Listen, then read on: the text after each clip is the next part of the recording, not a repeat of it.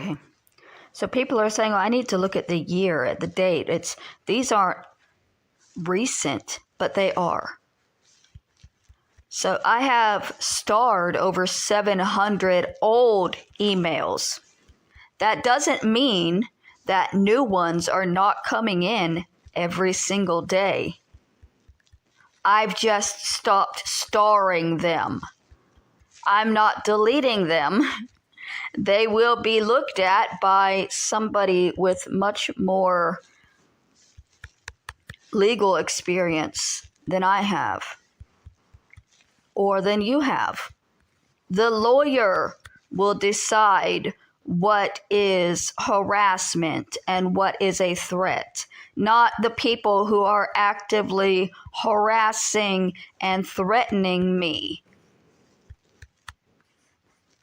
There you go. There's 104 that have been sent to me since March 1st of this year. For all of you saying that those are too old, all of those old ones, those from 2023 are too old. Well, these are 104 from March of 2025. March of 2025. See? 2025. And for people who are saying, nobody's accusing you of murder.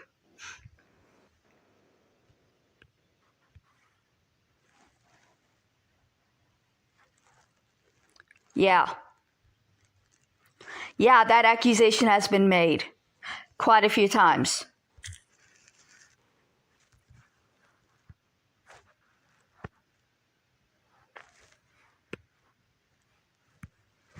They demand that I tell other people, even though I didn't.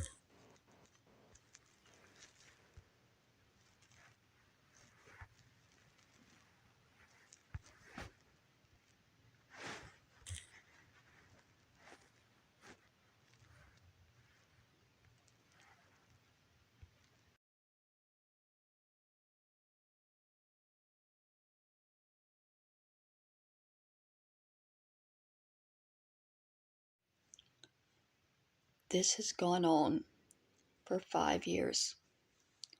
Everybody involved, everybody that is demanding that I prove that this is happening, is well aware that it's been happening.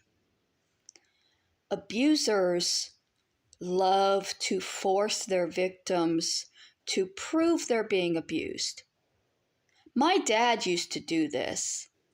My dad used to get so angry at all of us for saying the house was abusive that he would pull down the photo album and start showing pictures of us smiling and saying, well, if you're so abused, how come this picture exists? Why is this? Why are you smiling here if you're so abused? Why do you have this if you're so abused? And that's not how it fucking works.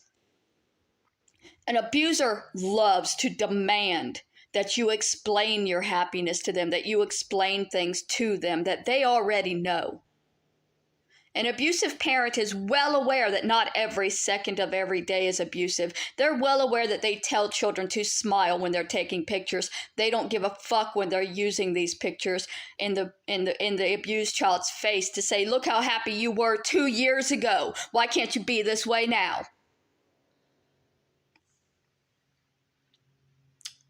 They go on trials and they defend themselves so that they can question their victims and stand there and demand that their victims verbally say all these nasty things that they did to them. They get off hearing their victims relive the experience that they put them through. When these people are demanding that I show the threats, understand what they're really doing. They are abusers demanding to relive the experience of abusing me. It does nothing to help me to relive the experience unless there's a lawyer involved. But it helps them. It helps them to see these emails again, because then they can remember how they felt when they sent them. They can remember the sadistic joy they felt threatening me and telling me to kill myself, they can relive that experience and be happy, knowing that they hurt somebody. That's the kind of people who I am dealing with. And it's an extremely hopeless battle that I'm having to fight, because abusers don't stop and they don't care. They won't ever acknowledge that what they're doing is abusive, because then they would have to understand themselves as being abusive, and they can't. They can only see the victim as deserving it. They can't see themselves as anything wrong. I don't deserve it. I didn't deserve it as a child, and I don't deserve it now. These channels have to be shut down for people like me to be allowed to live and experience life outside of the abuse and the terrorization that these channels have created. It's possible the other people that they attack are bad people. They've gone to jail. They've gotten in trouble. I haven't. They have lied about me, and even after 5 years of lying, they still haven't gotten me in trouble. They brag about getting other people arrested. They've never had the police speak to me because they have been lying. The fact that their other victims are criminals makes it easier for them to convince people that I must also be one. But I'm not. And when this goes to court, that will be proven. No, I don't have to have a full trial to prove I never murdered anybody. All I have to prove is that somebody else is already in prison for that crime. And I was never charged at the time. I'm a witness in all of those court transcripts. No matter how much you twist the facts, no matter how many times you go over those transcripts and twist the names around, I am still labeled a witness, and you can't change that. Unless you reopen the case, you can't change that. And I promise you, once you reopen the case, you're going to find a whole bunch of stuff that you didn't know was there, because they only tried half the case. They only tried half of the case. My half is still locked up in evidence, ready to be tried. They know what he did to me. They just didn't talk about it at trial because they were only focused on what he did to her. Everything that y'all are saying nothing happened to me because it wasn't at the trial. They switched it up. They didn't try him for what he did to me.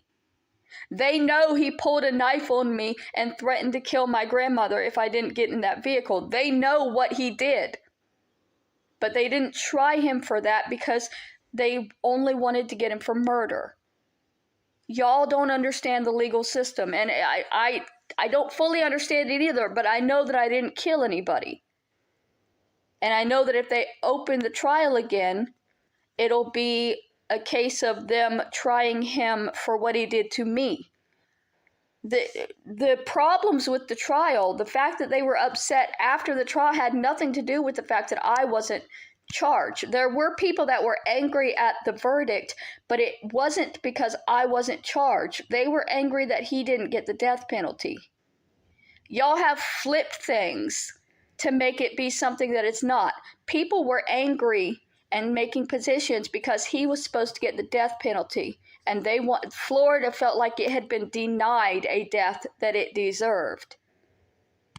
It had nothing to do with me. It had everything to do with them wanting a stronger punishment for him.